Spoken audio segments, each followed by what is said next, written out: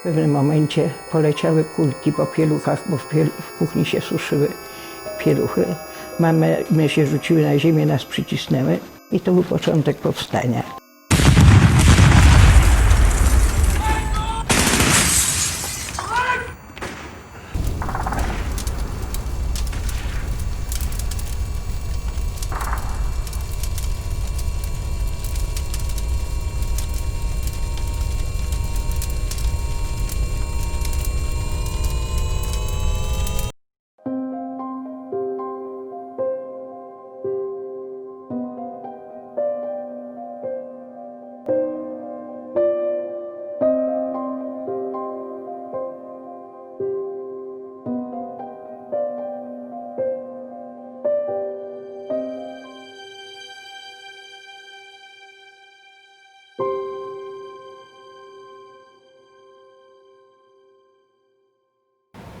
To było chyba gdzieś tak jakoś przed południem.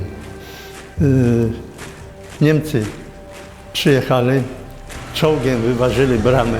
No i oni wyszli na podwórko i zaczęli krzyczeć, żeby wychodzić z piwnic. Bo jak nie, to będą przez okienka wrzucali granaty.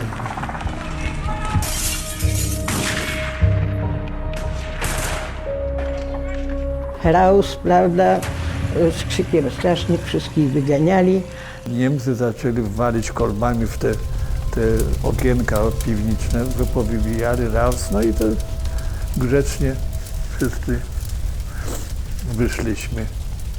Mama biegła ze mną jakoś tyłem, niosła mnie na rękach i krzyczała: niczego się nie bój, Bóg cię zachowa. Człowiek, pewnie, że człowiek był dzieckiem, to myślał, że tak ma być. To, że widziałem powieszonych, to jest raz. To, że widziałem na Wolskiej egzekucję na własne oczy, to już dla mnie była codzienność.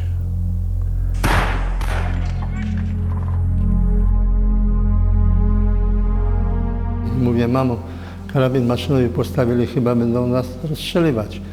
I mama tak wzięła mnie pod rękę i siostrę mówi: chodźcie, wola boska, co będzie, to będzie. A ja byłem na końcu, wobec tego wystarczyło się odwrócić na wał, na wale dostałem. I sturlałem się już zwalony, bo człowiek traci przytomność, bo to jest takie uderzenie, że oni z ulicy już myśleli, że ja tam leżę.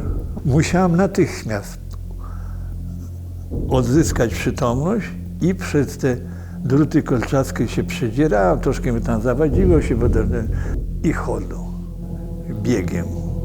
Któryś z tych żołnierzy strzelił pierwszy, bo mama dostała tu z tyłu głowy kulkę i upadła. I mnie pociągnęła i siostrę.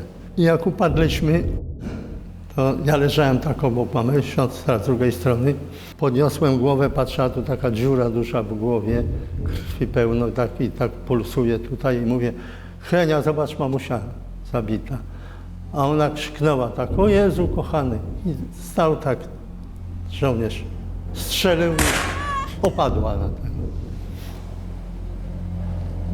Tak się też podniosłem do niego i tak mówię: panie, zabij mnie pan. I widziałem, jak ten swój karabin spuszczał na dół i strzelił. I tak się przestraszyłem, że już drugi raz się nie podnosiłem. Jeszcze bardziej się wtuliłem do mamy.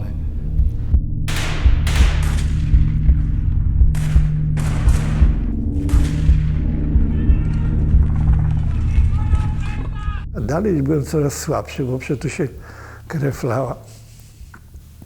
I położyłem się na brzuchu, bez żadnego uczucia strachu, który mógłby mnie sparaliżować. Nie było nic takiego.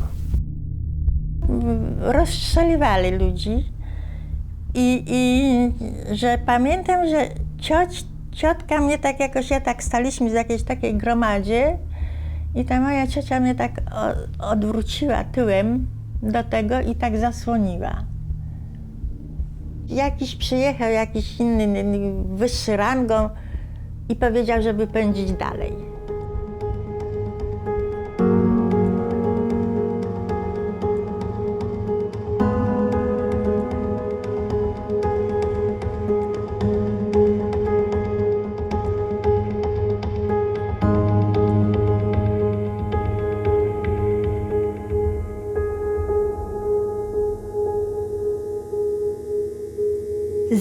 za jednego Niemca 10 czy 12 zostało strzelonych. Ja mam ten dowód rozstrzelania ojca, dostałam. 12 mężczyzn zostało rozstrzelanych i oni stali tak na takich glinkach i strzelali, spadali w glinki. Tam leżeli w tej wodzie zamoczeni i nie wolno było ich pochować.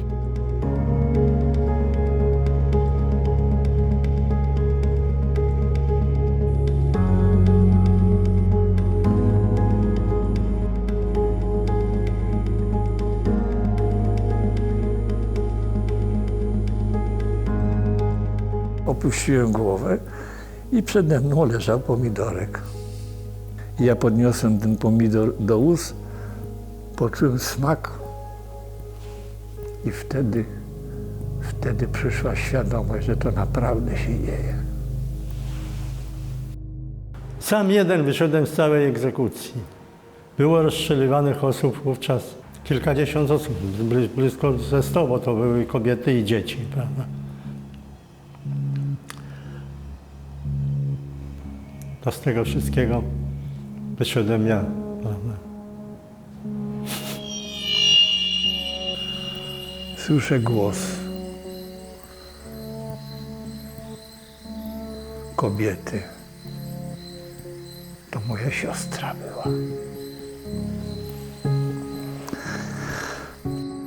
Dowiedziała się od ludzi, że jakiś chłopiec uciekł z tej egzekucji.